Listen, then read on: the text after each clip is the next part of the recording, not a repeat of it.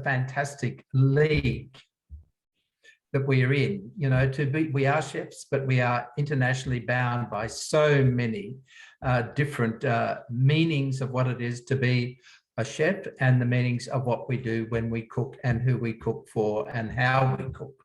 Very important. Great idea. Oh. Peter, why did you become a chef, or how did you become a chef? We've got a lot of chefs on today, and it's always interesting to hear someone else's story. I think I fell into it, Karen, in the terms that I demobbed out of the army after I'd done my 2 years national service. I demobbed in 1970, and I was looking for something to do. I wanted to do something in the service industry, as it was called then. I knew that much because I'd been involved in it. And as part of repatriation, I was sent to East Sydney Food School by the Department of Veteran Affairs, as it was, and that's where I started in 1970 on the 4th of February. And from there on in, I absolutely loved everything that happened around me. My first chef was Chef Alex Chauvin, who unfortunately has gone to the big kitchen in the sky. But then my great mentor has been Graham Latham, OAM, who is so famous, not only in Australia, but around the world. And he is my great mentor who I still speak to. So from there on in, I just loved it. And I did hospitality management. And part of it, of course, was being taught how to be a very, very good cook, always by, you know, the French background always in there, which, of course, to me is the background of really good cooking. It is. That's my background too. And you have to please say hello to Graham for me too. I will do. Yeah, he's a great man. He's a great man. But it seems like such a long time ago. But then, of course, it's only 52 years ago that I started. So, you know, it was last century, last millennium, all those sort of things. But what a great ride I've had with it. And, you know, it's just been a fantastic career for me. Cool. And you're a true testament. So what do you think has been your most exciting job, Peter, as a chef?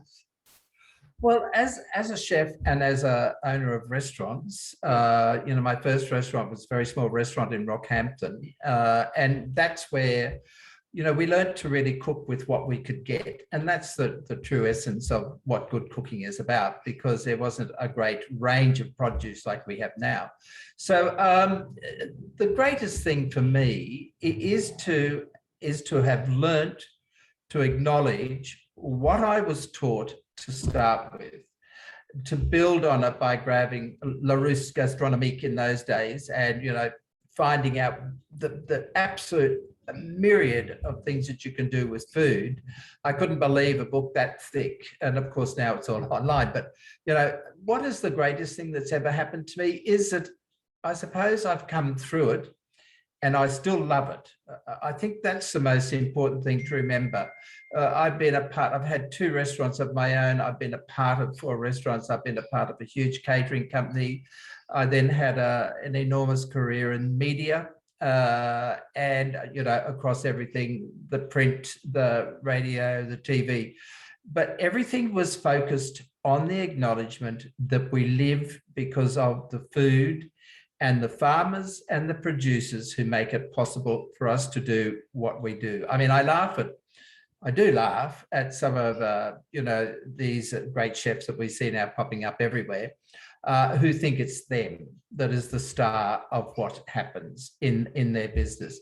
The real star of what we do is that those people who produce the milk, the vegetables, the wheat, they are the real stars of what we do, because without the farmers, the primary producers, we've got nothing. What do we cook if we don't have all the amazing ingredients they provide for us? So you talk to me about what is it that the greatest thing that happened to me is to acknowledge that I am a part of an enormous cog or wheels.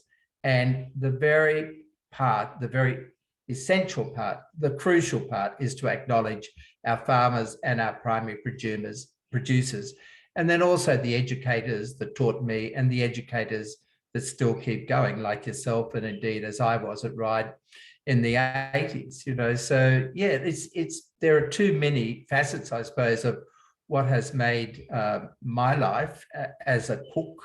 You know, I really always call myself a cook, but thanks you for giving me that title of chef. But you know, chef is somebody who's in control of a kitchen, is the chief. I'm now a cook. I've been a chef and done all that, but having the most marvelous life out of being and doing what I've done. Fantastic. Now I do have to try a hairy one in. What would you say that one I hate is always, what's your favorite meal? So I'm going to ask it in a different way. What's your most memorable dining experience that you can think of? Oh, Karen, wow. You know, it is a curly one.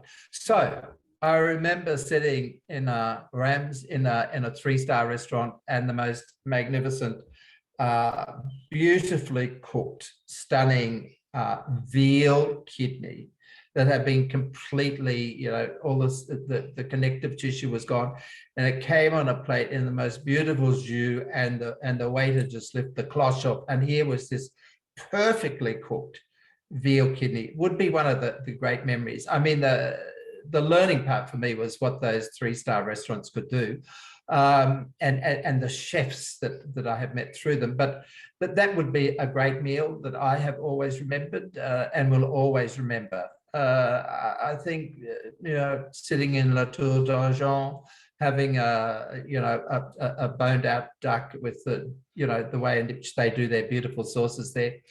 They're all fond memories, but if we start to look at what happened here in this country in the 80s, which was the start of the food revolution here, we had the most amazing chefs here that really started to show people how to use regional produce, and in Australia. Of course, that's been going on in France and Spain and Italy and whatever forever, that regional produce and the speciality. But we started to get the most extraordinary chefs who were doing it here. And, you know, they just absolutely started to show us exactly what food and regional food was. So, yeah, meals like Philip Searle's, you know, ice creams that are used with the checkerboard ice cream. I mean, absolutely sensational. And, you know, Christine Manfield and what she did, too many people. And once you start doing this, and Tony Bilson and what he did, once you start naming people, you're then in really deep poo, because you always leave somebody out who should be mentioned. So yeah, some really great, astonishingly brilliant food in this country by so many great chefs. And it's so true. The Australian chefs are in so much demand all across the world. I think the thing about that is that they have the ability to work. You know, especially, you know, you see them in the kitchens in London. You know, they have that great reputation of being able to work. Like Curtis Stone, we filmed the restaurant where he was in Quo Vadis, and he was the second chef, the sous chef, I should say. Excuse me, the sous chef. He was 22. And it was sort of almost unheard of, and somebody from the Antipodes, for God's sake, you know, in that restaurant, which was just absolutely brilliant. And then he has gone on, I think, to become an outstanding person in the Australian food industry and international food industry. Yeah, he's a true icon. There's a lot of them I know from coming from Europe to hear the reputation that's around. And I suppose for all of us now, it's to encourage that next generation to come in to be chefs. If you had a piece of advice, Peter, for any young person thinking about coming into the hospitality industry, what would it be? Or a couple of lines? Oh, a couple of lines. I mean, or a couple of hours. No, I could do a couple of hours. I used to be able to do that in the old days. Look, it does, I don't want this to be pretentious, but it will sound like that, because, you know, I'm 74, you know, and I started when I was 23, you know, and I think the most important message I could give anybody is to embrace what you're being taught, and embrace what your chef tells you if you're just coming into it. Embrace the industry, It's all about embracing everything that happens to you, and including, you know, the 12-hour shifts and, you know, the crazy times you've got to get to work, and not seeing your mates that you went to school with and all that. But, you know, I suppose I was lucky because I was a little bit older and I'd been through the army, and the mates that I had were my army mates, and some of them were in Sydney when I went into a strange town. And so it was a little bit easier for me, but everybody must adjust, and they must adjust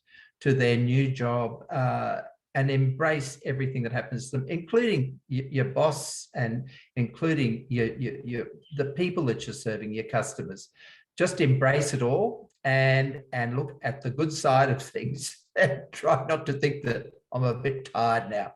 You're not really. You are really just doing what you're supposed to do, but just enjoy it and love it and embrace it, and it will give you a great living and a great life, as it has done for me and for so many great chefs around the world and in Australia. So the International Chef's Day is a celebration of that, a celebration of being able to work and work hard and to embrace everything that happens to you. Well, I don't think I can add to that. So, Peter, I could add a lot more, but I bet you can. You know me, I'm Irish, I can talk. Yeah. But I truly appreciate your time today, and thank you. And for anyone that's watching, I'd like to wish everybody a happy International Chef's Day. I'm sure I'm going to see lots of you tomorrow, but just, it's a lovely introduction. Thank you, Peter. Thank you so much, President Karen Doyle. Thank you. Thank you. Oh, there we go. I think I've stopped it. You done? Yep. Thank you very much. Thank you, so good. Thank you. I've learned how to do that now. I didn't know how to get into it. So what happens tomorrow? Where will it be on? There's a lot of things happening all over the place tomorrow. Okay.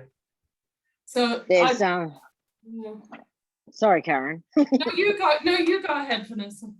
No, so we've got Karen's got an introduction that she's got recorded that we'll post up early tomorrow morning, and then Julio's doing a live introduction on the theme for International Chef's Day. Good. And then every probably half an hour we've got a different recording that'll be posted of chefs wishing other chefs a happy International Chef's Day. Great. We've got some international chefs, and then tomorrow night we've got an amazing webinar Karen's doing with Thomas Googler and Peter Wright and Rick Stevens. So it's going to be a pretty exciting day. Yeah. Will we get notice of that, or? Yeah, so that'll be live on Facebook. Okay, so how do I get into that? So if you if you just watch the ACF page, you'll see it come up live. Okay. Yeah. I'll get into that. Okay. All righty. But that was a really great introduction, so much, Pete. Thank you so much. Thank you. Thank you so much for thank you for always thinking of me, and thank you for making me a part of it. Can I tell you, Karen and I were both unanimous in this thought that there's nobody better representation of our industry than what you are to be able to open this day up.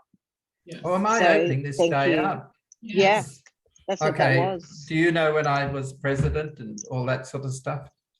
I didn't get to show you mine. Oh, here we go. Oh, we forgot to do the So well, you're still recording, so this will go up. No, you're still actually you're still okay. you're still recording on Zoom.